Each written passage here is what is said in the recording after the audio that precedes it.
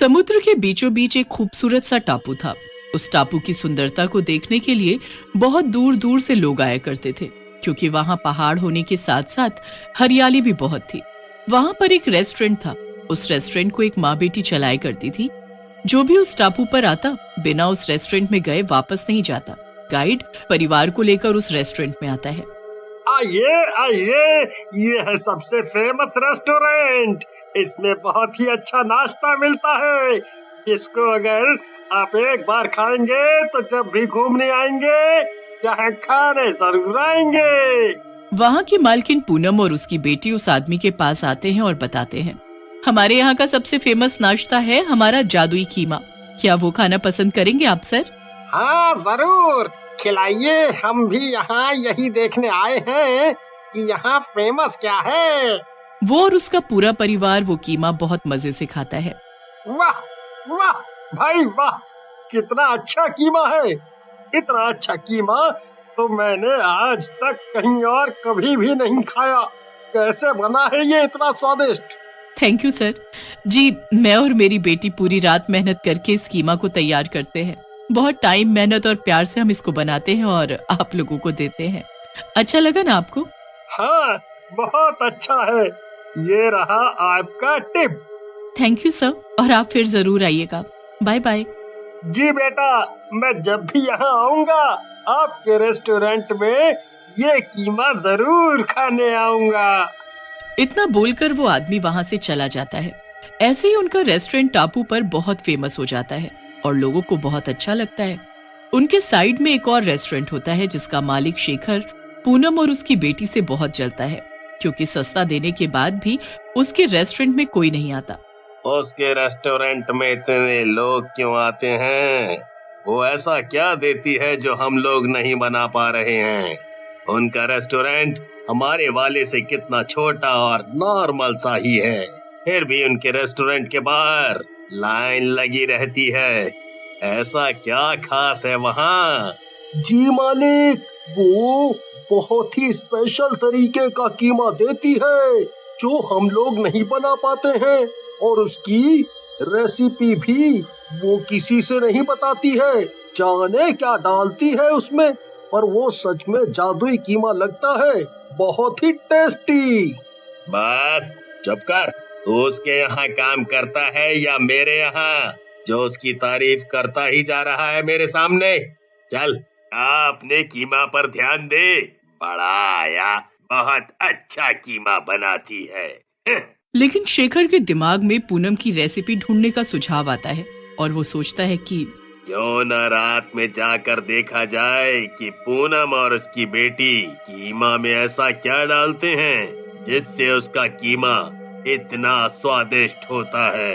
आज रात को मैं पता लगा कर रहूंगा कि आखिर ये दोनों अपने कीमे में ऐसा कौन सा मसाला डालती हैं जो मेरा कीमा फीका लगता है लोगों को। इतना बोलकर शेखर समुद्र किनारे जाकर रात होने का इंतजार करता है। चलो, रात हो गई है, जाकर देखता हूँ कि वो कीमा कैसे बना रही है। अब तो सब सो गए हैं, कोई ध्यान भी नहीं देगा। जैसे ही वो पूनम और उसकी बेटी के रेस्टोरेंट में पहुंचता है तो देखता है कि वो दोनों मिलकर मसाला तैयार कर रही होती हैं। मसाला तो ये मैं भी इस्तेमाल करता हूँ, बिल्कुल एक सा ही तो कर रही है, तो इसमें क्या अलग करा है इन्होंने? देखता हूँ किसका गोश्त बनाती है ये। तभी बहुत तेज आवाज के साथ वो दोनों वहाँ से कमरे की तरफ चल पड़ते हैं। शेखर उनकी दूसरी खिड़की की तरफ जाकर देखता है कि उन्होंने टापू पर रहने वाले एक शराबी को बांध कर रखा हुआ है और अचानक वो दोनों भयानक चुड़ैल का रूप ले लेती हैं। तुझे मरने की ज्यादा जल्दी है ना, तभी हड़बड़ा रहा है। रुक, अभी बताते हैं तुझे। ये दोनों कितनी भयानक लग रही हैं। कौन है ये दोनों, और पूनम और उसकी बेटी कहाँ गई? तभी वो दोनों चुड़ैल उस शराबी का गला दबाकर मार डालती हैं और उसका खून पीने लगती हैं। अब आई न राहत। हाँ माँ, अब बाकी का काम फुर्ती से हो पाएगा मुझसे भी, वरना तो कीमा बनाते बनाते मेरा तो खुद का कीमा बना जा रहा था। अरे, ये दोनों तो चुड़ैल हैं, इन्होंने उसको मार डाला। शेखर ये नजारा देखकर चौंक जाता है और उसके पैर लड़खड़ाने लगते हैं। फिर वो किसी तरह खुद को संभालता है और वहीं सावधानी से छुपकर देखता है। माँ चलो इसका गोश्त निकालकर मसाले में मिला देते हैं, फिर से कीमा बनाना होगा ना। हाँ बेटी चलो, तभी तो कल लोग खाएंगे टेस्टी टेस्टी कीमा।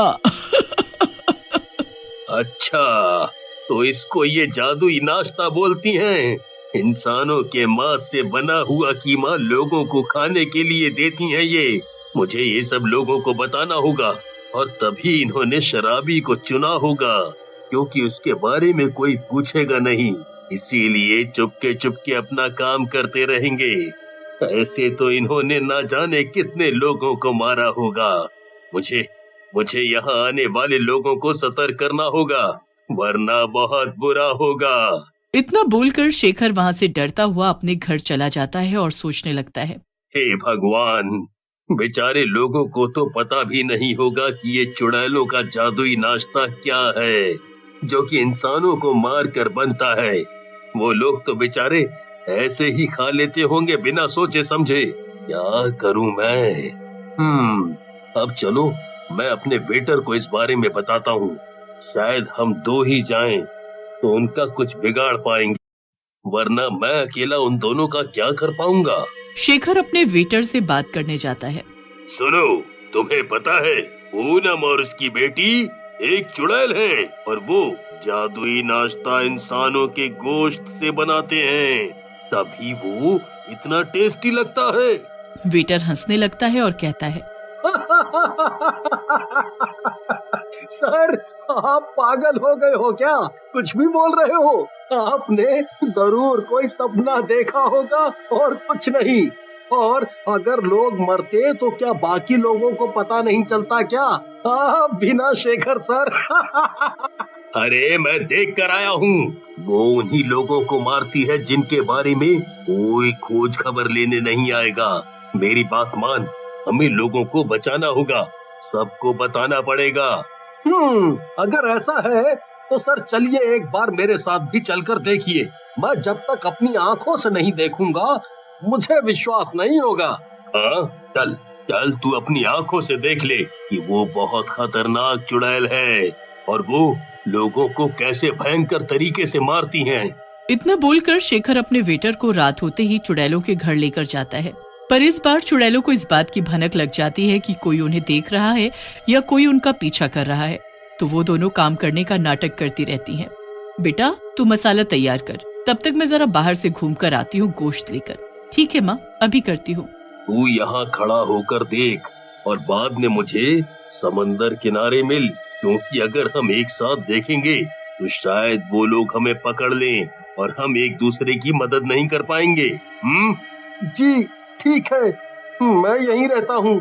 और वो वहाँ से उनको देखने लगता है, लेकिन पूनम को वेटर की आहट से अंदाजा लग जाता है कि उसके घर के आसपास कोई है और वो धीरे से चुपके से वेटर के पीछे भयानक चुड़ैल रूप लेकर खड़ी हो जाती है। इस बात की वेटर को भनक भी नहीं होती कि चुड़ैल ने उसे घेर रखा है। सर भी ना फालतू की बात करते हैं। पूनम की बेटी तो अभी मसाला ही बना रही है और वो भी हमारी ही तरह तो कर रही है, लेकिन गोश्त कहाँ है? दिख ही नहीं रहा है और ना ही कोई आदमी दिख रहा है, और ये तो लड़की ही है, कहाँ चुड़ैल है? सर सच में पागल हो गए हैं। गोश्त तो अब मिला है ना मुझे, तो तुझे पहले कैसे दिखाई देगा? हाँ? वेटर जैसे ही पलटकर देखता है वो दंग रह जाता है। मुझे माफ कर दो, मुझे माफ कर दो। मैं तो शेखर सर के कहने पर यहाँ आया था। मुझे नहीं पता था कि तुम लोग क्या करती हो और क्या नहीं। मुझे जाने दो, मुझे कुछ मतलब भी नहीं है। तुम लोग जो चाहे करो। चुड़ैल उसकी पूरी बात भी नहीं सुनती और उसको मार डालती है। फिर उसको खींचकर अंदर ले जाती है। इसी की भनक लगी थी मुझे, ये हमें देख रहा था। आज इसी का कीमा बनाएंगे। हाँ माँ ठीक है, मजा आ जाएगा। ये सब शेखर देख रहा होता है। उसने ये सब फोन में रिकॉर्ड कर लिया था। ये मैंने क्या कर दिया? मेरी वजह से वेटर मारा गया। मुझे उसको लेकर नहीं आना चाहिए था। मेरी वजह से इसकी जान चली गई। पर इस बार मैं इनको नहीं छोड़ूंगा। अब मैं इनकी पोल खोल दूंगा। और जाकर टापू के लोगों को भी दिखाऊंगा और इनको सबक सिखा के रहूंगा। शेखर जल्दी जल्दी लोगों को बुलाता है और इकट्ठा करके सबको अपनी बनाई हुई वीडियो दिखाता है। सब ये भयंकर सच देखकर बहुत डर जाते हैं। ये सब क्या है शेखर? बहुत डरावना है ये सब। ये वही है जो आप लोग देख रहे हैं। पूनम और उसकी बेटी चुड़ैल है। वो लोगों को मारकर उनका कीमा बनाकर बेचती हैं और सबके साथ धोखा करती हैं और ऐसा कीमा बनाती है जिसको लोग कितना पसंद करके खाते हैं। देखो देखो ये कीमा कैसे बनता है। हमें लोगों की जान बचानी होगी और इन चुड़ैलों को मारना होगा। लेकिन हम इनको मारेंगे कैसे? ये दो हैं, ऊपर से चुड़ैल है, हमसे ज्यादा शक्तिशाली भी होंगी। हम लोग इनको कैसे मार सकते हैं? मैंने सुना है कि चुड़ैल अपनी बेटी से बहुत प्यार करती है। अगर हम पूनम की बेटी को आग लगा दे तो वो अभी छोटी है और इतनी ताकतवर नहीं होगी। अभी तो वो चुड़ैल दुख में खुद ही मर जाएगी। टापू वाले उसकी बात समझते हैं और पूनम की बेटी को अकेला जाता देख उस पर आग फेंक देते हैं। वो मासूम सी लड़की से एक चुड़ैल में बदल जाती है और जलने लगती है। जब ये चुड़ैल को पता लगता है तो वो भागी भागी जाती है और अपनी बेटी को बचाने के लिए उसकी आग बुझाते बुझाते खुद भी उसी में लिपट जाती है, जिससे दोनों चुड़ैल जलकर मर जाती हैं।